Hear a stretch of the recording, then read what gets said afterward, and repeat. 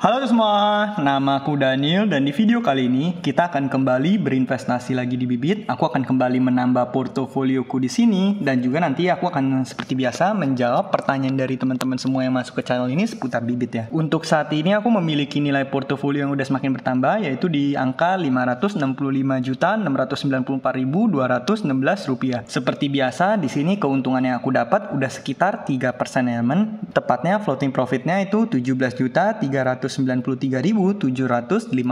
Ini udah lumayan banget ya teman. Dan aku akan diemin terus supaya nanti keuntungannya semakin lama semakin besar. Dan seperti biasa di sini aku cuman buat nyimpen dan darurat aja. Oke, seperti biasa kita bakal top up lagi. Saat ini aku punya saldo Bank Jago sekian. Ini aku cuman pengen habisin saldo di Bank Jagoku ya teman. Ini adalah saldo sisa. Ini akan aku gunakan untuk berinvestasi lagi. Aku juga rekomendasi bagi teman-teman semua yang punya saldo sisa seperti ini, kamu boleh langsung investasikan atau misalnya kalau kamu pengen nyisin dari awal itu juga boleh ya. Karena sesuai dengan channel ini yang aku tekankan untuk kita miliki dan kita harus selalu bangun adalah habits atau kebiasaan kita untuk menginvestasikan uang kita. Kemudian kita tinggal pencet di sini aku bakal manfaatin kode referral seperti biasa, kemudian aku akan habisin semua uangku. Nah, seperti biasa aku mungkin bakal top up di Sukor Invest Stable Fund aja supaya di sini portofolioku akan semakin besar lagi ya, teman. Dengan semakin banyak uang yang kita investasikan, otomatis return yang kita bisa hasilkan juga semakin tinggi. Karena yang nama investasi itu adalah permainan persenan. Maka dari itu semakin awal kamu memulai game ini, semakin awal kamu membuat uangmu compound, maka hasilnya nanti akan jauh lebih signifikan ya teman. Yaudah kita tinggal pencet beli sekarang di sini. Setelah itu saya menyetujui. Seperti biasa aku akan bayar menggunakan Bank Jago aja supaya di sini abisin saldo yang ada di Bank Jagoku. Yaudah kita tinggal pencet bayar sekarang di sini, kemudian kita masukin password seperti biasa. Nah, pembayaran berhasil. Kemudian kita tinggal pencet selesai di sini. Harusnya saldoku udah bertambah ya teman. Sudah menjadi Rp566.219.307. Aku akan top up terus di sini sampai saldoku mungkin nanti menyentuh angka sekitar 600 juta mungkin ya teman. Karena aku juga masih menggunakan beberapa platform yang lainnya. Berikutnya di sini kalau misalnya kita cek ke bagian transaksi, di sini kamu udah lihat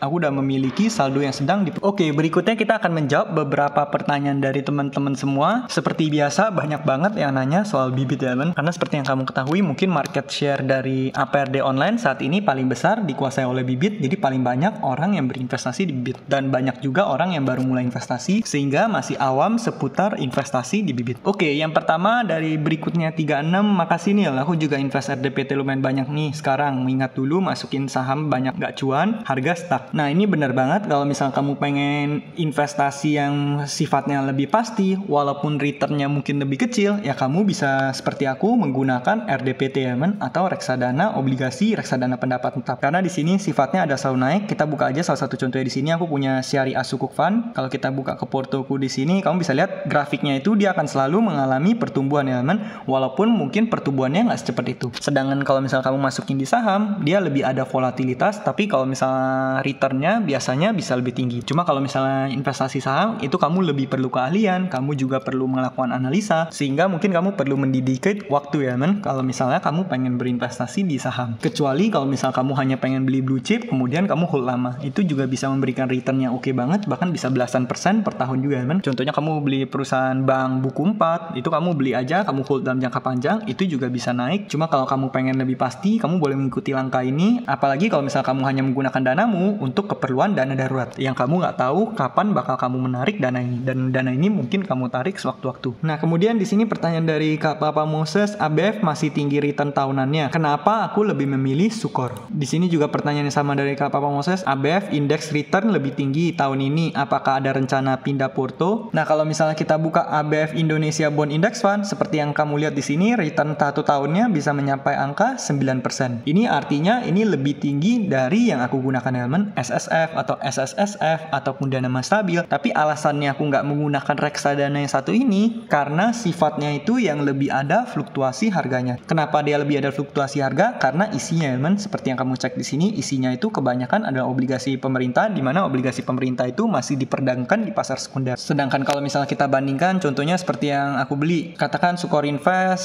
Stable Fund. Nah, kamu bisa lihat di sini Sukor Invest Stable Fund itu bertumbuhnya lebih stabil. Tapi secara return emang kalah ya. Dan kalau misalnya kita tarik jangka lumayan panjang, itu mungkin bisa jadi kalah, bisa jadi menang, mirip-mirip ya, teman. Cuman kenapa di sini aku lebih memilih yang sifatnya stabil? Karena alasan aku berinvestasi di sini. Seperti yang aku udah bahas ke teman-teman semua semua, kalau alasan aku berinvestasi di sini, ini adalah untuk nyimpen dana darurat, untuk persiapan kalau misalnya nanti ada aset lain yang harganya terdiskon. Maka dari itu, satu hal yang perlu aku perhatikan adalah aku mungkin aja menjual portofolioku sewaktu-waktu. Dan itulah yang membuat aku memilih reksadana yang sifatnya stabil. Jadi walaupun returnnya lebih rendah, tapi aku lebih suka di sini karena sifatnya yang bertumbuh stabil.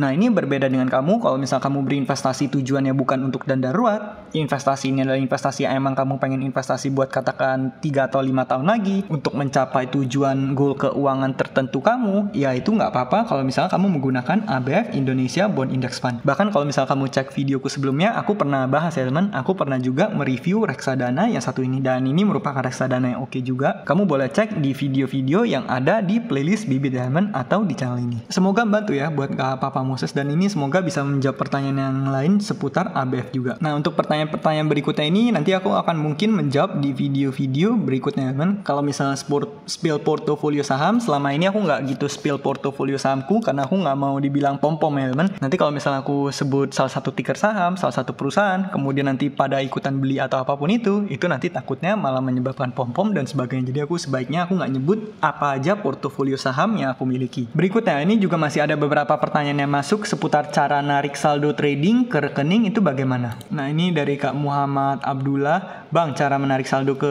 rekening trading gimana? Kemudian dari user mau tanya cara tarik saldo trading di Bibit gimana ya? Nah, kalau misalnya kamu memiliki saldo trading dan kamu pengen menarik, itu bisa sesimpel kamu bisa ke bagian profil di sini, kemudian kamu cek ke bagian Erdan Wallet kamu ya teman. Kalau misal kamu udah buka Erdan Wallet kamu, nanti kamu bakal sampai di halaman ini, lihat RDN kamu. Nah, di sini adalah halaman Erdan Wallet kamu. Di sini kamu memiliki saldo trading dan saldo RDN. Kalau misalnya nanti kamu memiliki saldo di sini, kamu tinggal bisa melakukan penarikan. Caranya gimana? Caranya adalah simple, kamu tinggal pencet tombol withdraw. Kalau misal kamu udah pencet withdraw di sini, kamu tinggal masukin berapa nominal penarikan yang pengen kamu tarik. Kemudian kalau misal kamu pengen tarik semua saldo yang kamu miliki, kamu centang di sini, dan berikutnya kamu tinggal pilih rekening tujuan kamu. Di sini rekening tujuanku ada RDN utamanya yaitu BCA. Berikutnya kamu tinggal pencet lanjutkan. Semudah itu ya teman prosesnya. Kalau misal kamu pengen top up, kamu bisa kembali ke halaman tadi lagi. Nah, kemudian kamu tinggal pencet ke bagian deposit di sini. Setelah kamu pencet deposit, nanti kamu ada berbagai macam metode kamu bisa melakukan top up. Kamu tinggal pilih aja mana yang paling cocok buat kamu. Nah, ini contohnya ada dari BCA, Bank Jago, BRI, BNI, Mandiri. Terus kamu juga bisa melakukan transfer dari bank lain. Tapi kalau saranku pribadi, ya mungkin kamu bisa pilih BRI atau Mandiri, kemudian kamu transfer menggunakan bank digital, itu juga bisa ya teman, biar nggak dikenakan biaya sama sekali. Atau bank digital kamu transfer langsung ke BCA, itu juga nggak masalah. Aku pribadi, aku lebih prefer untuk menggunakan metode seperti itu ya teman, supaya nggak dikenakan biaya admin. Karena kalau kamu transfer beda bank, itu kena 6.500, kalau kamu lakukan secara sering, itu udah lumayan banget ya teman. Nah, jadi semoga ini bisa bermanfaat buat kamu. Kalau misal kamu masih bingung, nanti kamu tulis kolom komentar, aku bakal bantu jawab di video-video berikutnya lagi ya. Nah, pertanyaan terakhir yang aku bakal jawab dari Kak Weni Dwi, Kak, aku mau investasi plan buat KPR 2-3 tahun ke depan. Invest per bulannya kisaran 2,5 juta. Kira-kira ambil invest jenis apa ya Kak baiknya? Nah, kalau misalnya aku pribadi, mungkin aku akan menyebar danaku. Sebagian ada yang aku taruh di P2P lending yang mungkin 1 tahun atau misalnya 6 bulan. Sebagian lagi aku bakal taruh di reksadana. Dan reksadananya itu aku bakal pilih reksadana mungkin sebagian pasar uang dan sebagian lagi adalah reksadana pendapatan tetap. Reksadana pendapatan tetap pun mungkin aku bakal pilih yang reksadana pendapatan tetap isinya obligasi korporat supaya naiknya bakal lurus terus seperti reksadana pasar uang. Karena kenapa? Karena tujuan investasi 2-3 tahun ini merupakan tujuan investasi yang nggak terlalu panjang.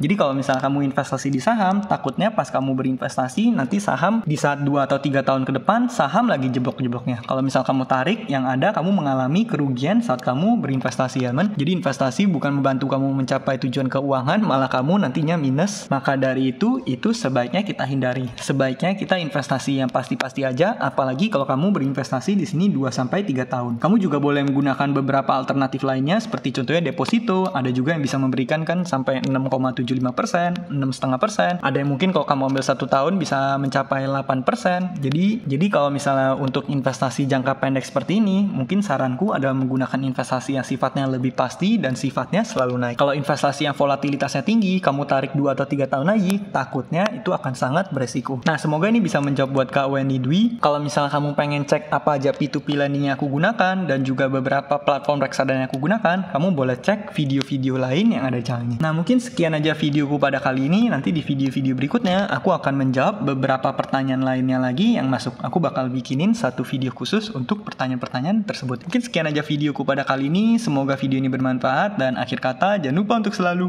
invest nih. Sampai jumpa di video berikutnya. Bye.